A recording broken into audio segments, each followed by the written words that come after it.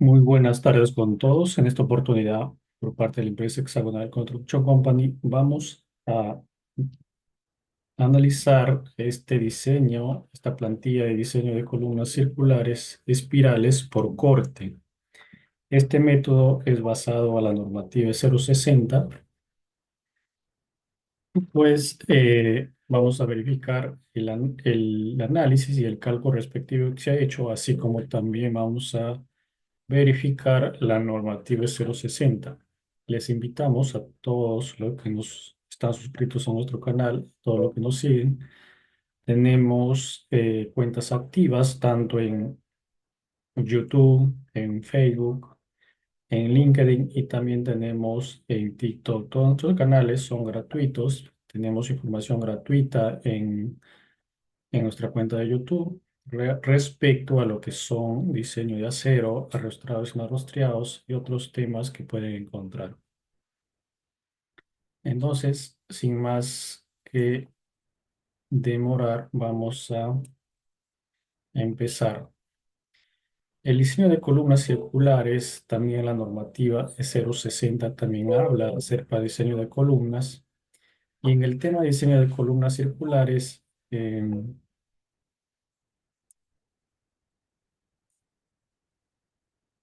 siempre van a existir dimensiones que se tiene que tomar en cuenta. Por ejemplo, dentro de esta columna tenemos una altura que es desde el borde de la viga hasta la parte superior de la viga, que suma esta viga, y tenemos una altura neta que también es de bordes internos de las vigas. Por ejemplo, estas vigas, por ejemplo, esta altura, y que es la zona central de las hélices también llamadas, ¿no? Dentro de la columna circular, pues un círculo por geometría, pues un círculo tiene un diámetro, tiene un radio, y obviamente también tiene dimensiones que van desde la parte ya interna, dimensiones desde donde empieza el acero hasta donde termine el acero dentro del área.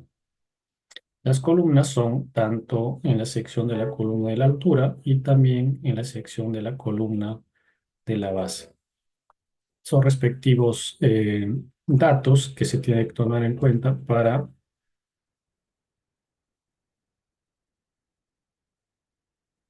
pues poder entender. Ahora, verifiquemos los datos que podemos tener. Por ejemplo, dentro de los datos requeridos, vamos a tener que ingresar, obviamente, el diámetro del círculo, o sea, la longitud del diámetro, que es de externo a externo, que es el diámetro, y el radio, el recubrimiento, que también se va a tener, el recubrimiento que es esta parte, llamado también esta parte, el recubrimiento que cubre a los aceros, ¿no? El recubrimiento es cuando el concreto cubre al acero, pero el recubrimiento tiene cierto espaciamiento, ¿no? Tiene que cubrir el acero para que lo pueda proteger. Ingresamos también la altura de 2,8 y la altura, pues, neta. Estas dos alturas se tiene que tener en cuenta, es tomando estas alturas referentes para poder ingresarlo en esta base. Entonces, ya sabiendo lo que se tiene que ingresar, veamos lo que tenemos. Las propiedades mecánicas de los materiales están basadas ¿a qué? De qué material va a ser elaborado la estructura o parte de la estructura, qué tipo de material es el adecuado para la elaboración de esa estructura y la resistencia a la compresión que va a tener ese concreto. Cuando hablamos de resistencia a la compresión, hablamos que que esa estructura está sometida pues a un esfuerzo de compresión que obviamente va a tener que verificarse cuando se haya hecho el mezclado o la preparación de dicho material. Esta resistencia a la compresión está basado en dosificaciones que se ha preparado los materiales, ya sea una resistencia de 210, puede ser una resistencia de 280, una resistencia de 175. Entonces, varía, depende del tipo de estructura que tú quieres hacer trabajar. Mayormente en edificaciones trabajan con 210, trabajan con ya que son estructuras más eh, de alta resistencia, pues trabajan con 280 hasta 300, pero en este caso están empleando 210 kilogramos fuerza por centímetro cuadrado. Y también entra a tallar, cuando hablamos de un concreto armado, hablamos de la mezcla que deben tener estos dos materiales, o sea, combinaciones, ¿no? Tanto el concreto como el acero. El esfuerzo excedente del acero ya ha sido ya experimentado. ¿Cuánto es el esfuerzo excedente? Es de 4.200 kilogramos fuerza por centímetro cuadrado. Al hacer la combinación de estos dos materiales, tanto del concreto como del acero, se-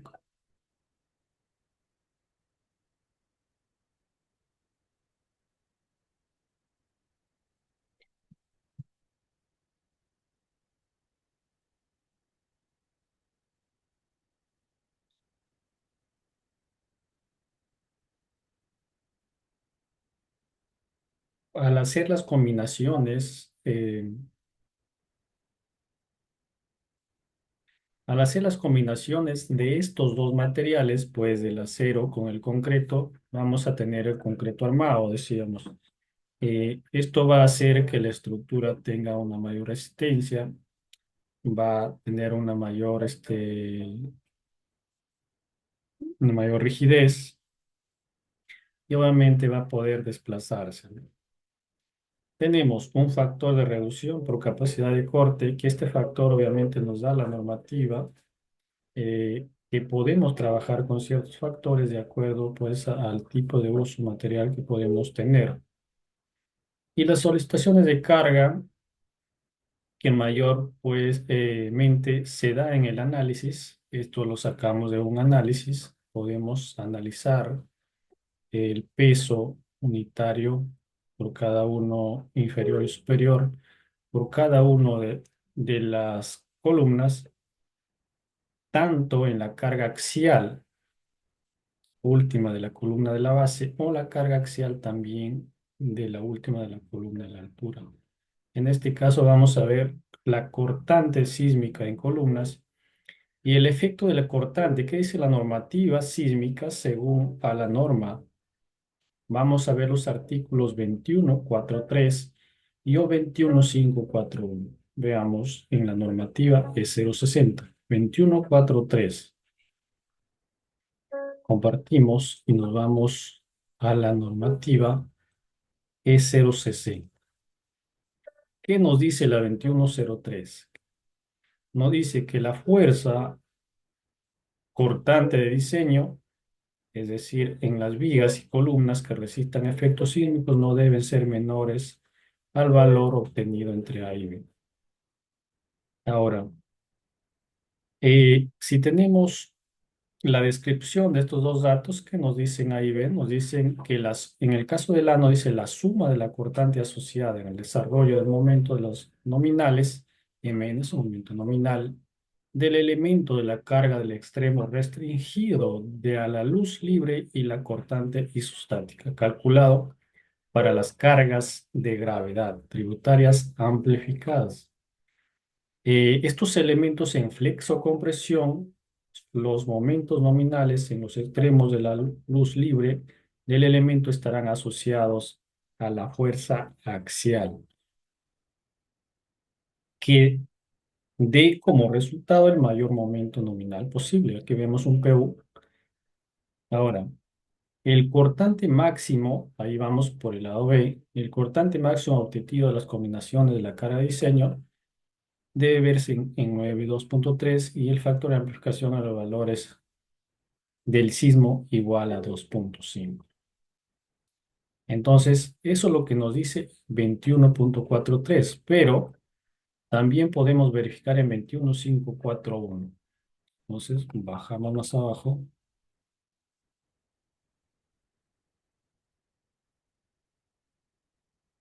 21.451, ¿qué nos dice? Los elementos a flexocompresión. Primeramente, hablemos de lo que es, ¿qué es flexocompresión? Hay que entender qué es flexocompresión. Las columnas trabajan muy diferente a lo que son vigas. Flexocompresión quiere decir que trabaja tanto en flexión como también en compresión. Es por ello que la columna tiende a flexiarse o también a comprimirse. Es muy diferente, por ejemplo, en el caso de vigas. En el caso de vigas tiende a flexionarse mayormente que a comprimirse. Entonces hay mucha diferencia, aunque a veces se lo hacen trabajar, depende del tipo de estructura, que también pueda tener una viga flexocompresiva, o sea, también. En cuanto al ¿qué nos dice el artículo 21.451? La cuantía de refuerzo longitudinal no debe ser menor ni uno ni mayor a 6. En columnas flexo-compresión, bien sabemos que en la normativa sismo resistente 0,30, pues también podemos poner en cuantías entre el 1 al 8%. Cuando exceda, en este caso, cuando la cuantía exceda el 4%, los planos deberán incluirse detalles constructivos de la armadura de la viga columna. Claro, claro lo que debe mencionarse en este contexto. Entonces, veamos, sigamos viendo lo que tenemos en el clima. Aquí tenemos en el caso uno sismo de izquierda a derecha. Esto significa que el sismo está posicionado en la posición que estamos mirando lo compartido. Tenemos en el sismo de esta forma. De esta forma, quiere decir que el sismo está de izquierda, desde esta parte. A ver, hay que borrar, hay que borrar. El sismo de izquierda a derecha. Estamos teniendo desde esta parte a esta parte. En este caso, esta es la izquierda, este lado a la izquierda, a la derecha. Pero tenemos también lo que es el peso, obviamente, está aplicado a esta columna. Es decir, una carga axial. Una carga axial que genera un momento, obviamente en esta parte, y también puede generar un corte en la parte de la columna. Lo mismo, ¿no? Tanto en la parte superior, también en la parte inferior pueden generarse este tipo de esfuerzos. Ahora, en el caso 2 tenemos desde la derecha, de esta parte, hacia esta parte, ¿no? Entonces, está el sismo de esta manera, ¿no?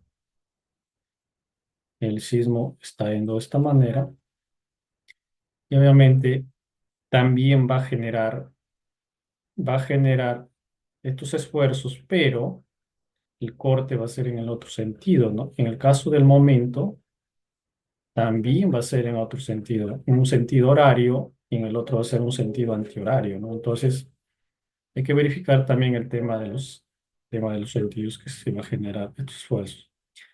Y el diagrama, por ejemplo, en el caso uno tenemos un diagrama de esfuerzos cortantes. El momento que se pueden dar en estos diferentes tipos de casos. Eso es mayormente para que se pueda ir entendiendo. Ahora, en los momentos que también lo podemos sacar, momento nominal inferior, que obviamente está hablando de esta parte, el momento nominal que podemos sacar esta parte,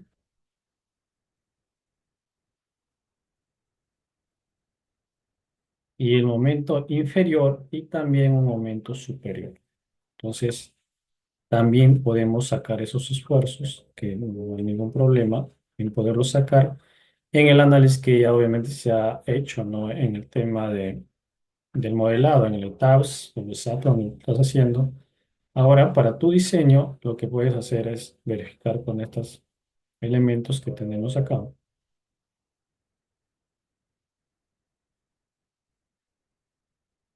Ahora, en el caso uno, vamos a ver en este caso, en el caso uno, el sismo de izquierda a derecha, vamos a mostrar estos resultados y un momento nominal que también te está arrojando estos resultados, momento nominal inferior y también superior, y una fuerza cortante que también se da, como decía al principio, de izquierda a derecha. Tanto en el caso 2 también, en el caso 2 también vas a tener esos datos y los resultados que te pueden dar, el resultado que te puede obtener el programa ETABS y el programa SAP 2000 obviamente te va a arrojar estos datos, que también puedes ingresarlo acá y hacer tu verificación. Y en los resultados finales, pues vas a obtener también una fuerza cortante última para el diseño, una cortante resistente en columnas.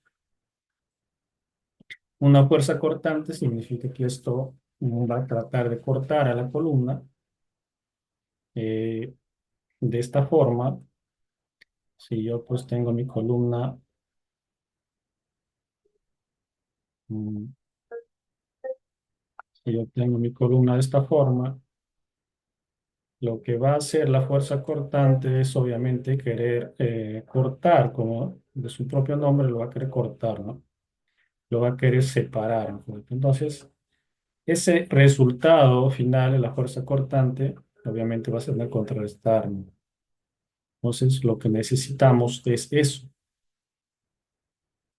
Ahora, la cortante resistente en columnas, podemos verlo también, la cortante resistente en concreto en el artículo 11.3.1.2.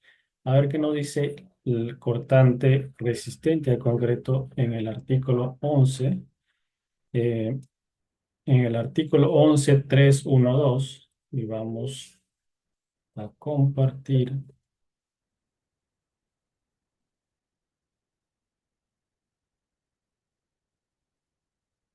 el artículo 11.1.3.2.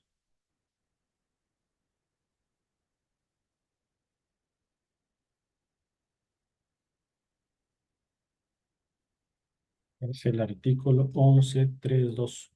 El artículo 11.3.1.12 es el artículo 11.3.1.12. Para elementos sometidos a compresión axial, debemos trabajar con esta siguiente expresión, donde la cantidad dividida entre el área debe expresarse en MPa. Entonces, esta expresión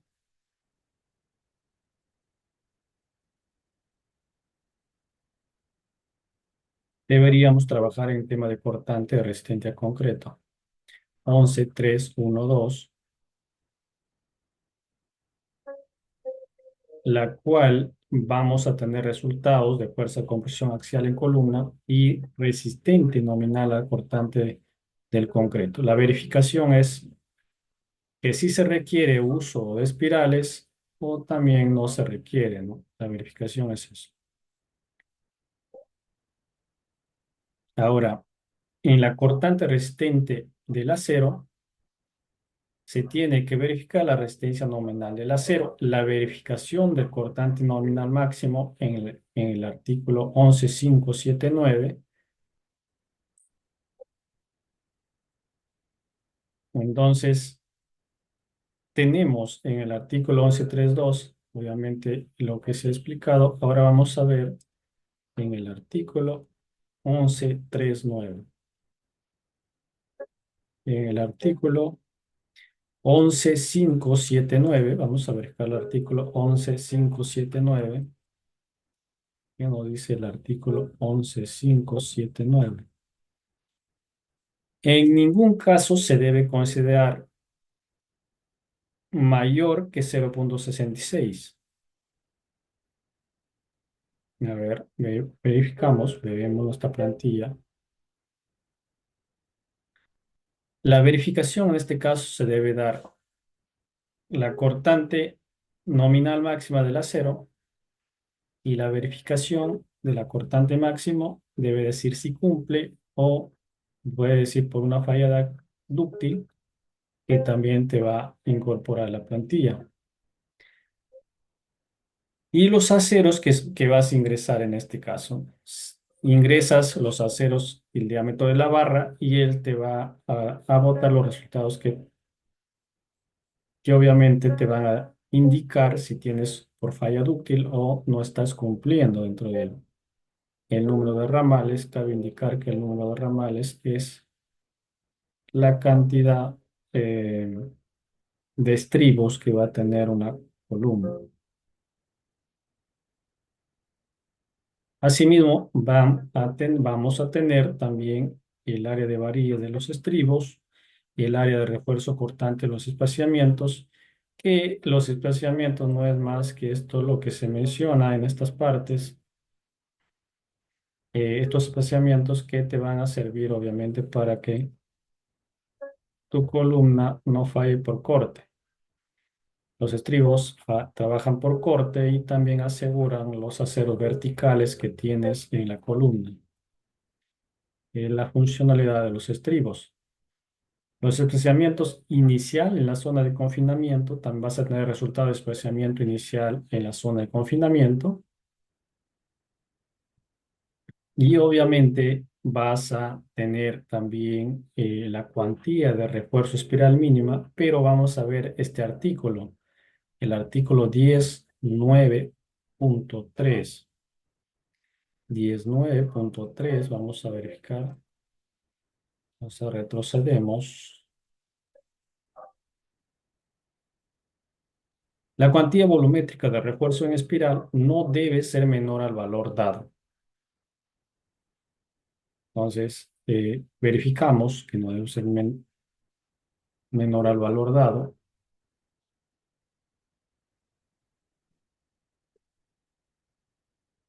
El área del núcleo de la columna del exterior de la espiral es 0,212 y la cuantía de refuerzo mínima de la espiral 1 es 0,075.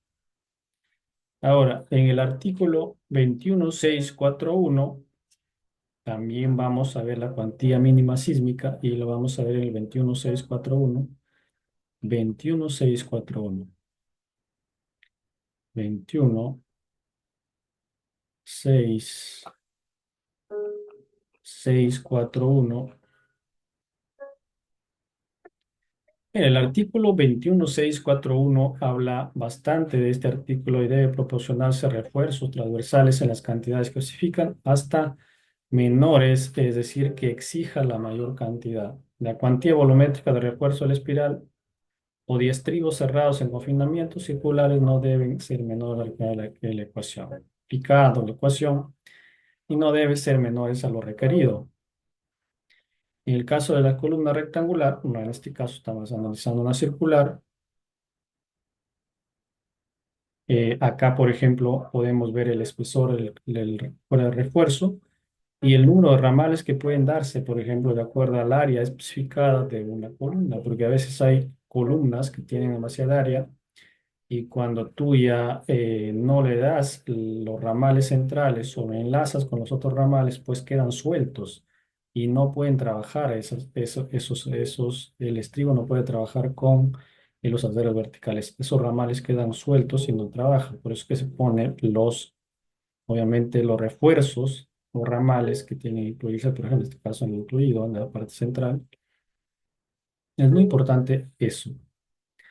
Ahora, el resultado de desplazamiento en los espirales de hélices, los resultados finales, verificación por desplazamiento de espirales, también te va a dar el desplazamiento de la zona de confinamiento de las hélices, la cuantía de refuerzo de la espiral, la verificación del desplazamiento mínimo y máximo, en los espirales aceles, te va a decir si cumples o no cumples, y la resistencia nominal final de la cortante del acero, tanto de la cortante del acero, la cortante del concreto, la resistencia nominal cortante de la columna, la resistencia nominal la cortante última nominal de la columna y la fuerza cortante última para el diseño. Y la verificación final que te va a decir si cumple o no cumple.